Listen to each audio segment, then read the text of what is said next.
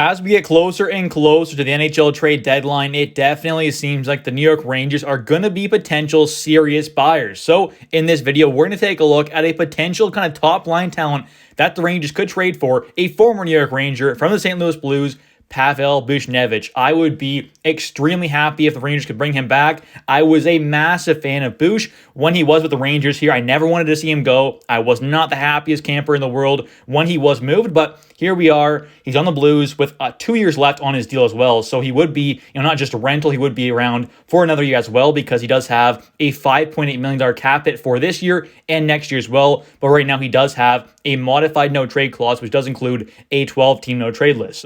Taking a look here, though, at what he's done offensively this season with the St. Louis Blues, Pavel Buchnevich has 55 games played, 22 goals, 24 assists for 46 points. He's a plus 10, having a pretty good season overall. He does have, a decent amount of points in the power play. He does have, 7 goals, 3 assists. So 10 of his 46 total points have been in the power play. So not too high of a number, but obviously, it is a decent amount, but still not too bad at all. Less than a quarter is not too big of a deal. And he does have some shorthanded points as well. He does have 2 shorthanded goals and 1 shorthanded assist. So we know he can, be in that PK as well, kind of help out there. Well, just being an all-around really great winger. I mean, that's the one thing with Buch is he's not like a liability in the defensive zone. He's good there. He's good in the offensive zone. He's just really good in every area of the ice. He's a great hockey player and just an all-around a great winger. I think would be, like I said, the perfect fit for the Rangers here because he can do so many different things and help out in all areas of the ice.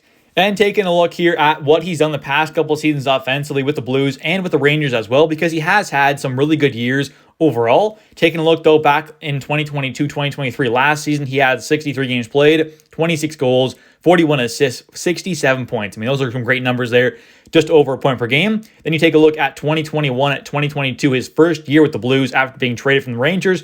He had 73 games played, 30 goals, 46 assists for 76 points. Again, just over a point per game, putting up some great numbers there. And then his last year with the Rangers in 2020-2021, he had 54 games played, 20 goals, 28 assists for 48 points. So overall, he's a really good two-way winger, can help out on the PK, can help on the power play, can do a lot for this team if he does get traded to the Rangers. And, when he's on your team, you expect at least, 60, 70 points per season with the upside of having him be, just over a point per game kind of thing, being like that, 80, 85 kind of point guy in a full season. That is definitely a possibility. Next up here, taking a look at what Pavel Buchnevich has done in the playoffs. He has 5 games played back in 2016-17, putting up 1 assist way back when he was only a 21-year-old in his first experience in the playoffs at the NHL level. Then in 1920, there, that kind of COVID-shortened little playoff run against the Carolina Hurricanes, that 3-game series there, he had no points. But then in 2021-2022 with the St. Louis Blues, his first playoff run with them, he did have 12 games played, 1 goal, 10 assists for 11 points. So not too bad there. Overall in the playoffs, he's got 20 games played, 1 goal, 11 assists, 12 points. Not too bad at all. I mean, those numbers are pretty solid, obviously. Definitely not too bad at all. If you're over half a point per game in the playoffs as an NHL player, you're doing something right, obviously, so that is nice to see. And Pavel Buchnevich does seem like a pretty good fit coming back over to the Rangers because he can play left and right wing. He has experience at both. So honestly, I think putting him up there obviously on that top line there alongside Zibanejad and Kreider could work pretty well. I mean, throwing in another kind of good two-way guy in there on that top line there wouldn't be bad at all to help out in the defensive zone as well. But obviously offensively, Buchnevich alongside Kreider and Zibanejad could be a pretty dynamic line, especially with how Buchnevich has been playing, this year in the past couple seasons. It does seem like he's kind of taken a step up since he was with the Rangers. So I do think him coming back over to the Rangers, honestly, would be a really great fit, especially when up there on that top line alongside some great players in Kreider and Zibanejad. That line could really click and could be a very dominant line if this deal does happen.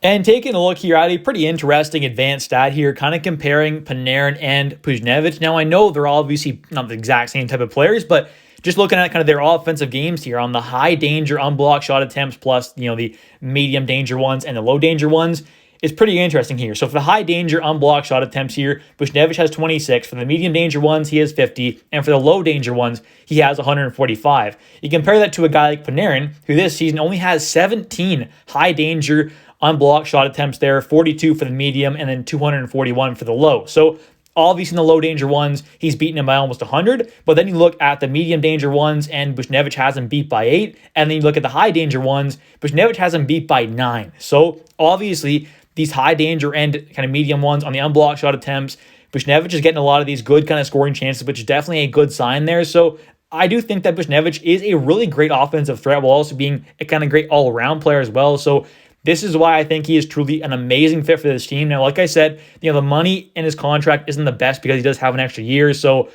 at that $5.8 million cap hit, it makes things a little difficult for the Rangers to kind of bring him in, obviously, especially if they want to make other moves than just kind of bringing in one kind of top-line winger. So that does make things a little bit more difficult, obviously, but still, I think this move, if it can happen, would be a great one. It could really put this team over the top. Like, this could truly be the move that kind of really puts this team over the top here and helps them either, make that cup final or actually win that cup potentially this season. But anyways, thank you so much for watching. If you have enjoyed, please smash the like button. Don't forget to comment down below your guys' thoughts on this video. And also, thank you so much for the support on these videos. It truly means a lot. I love making these videos for all of you, and I thank you so much for all the support you guys give. Thanks for watching, though. I'll catch you in the next one. Bye.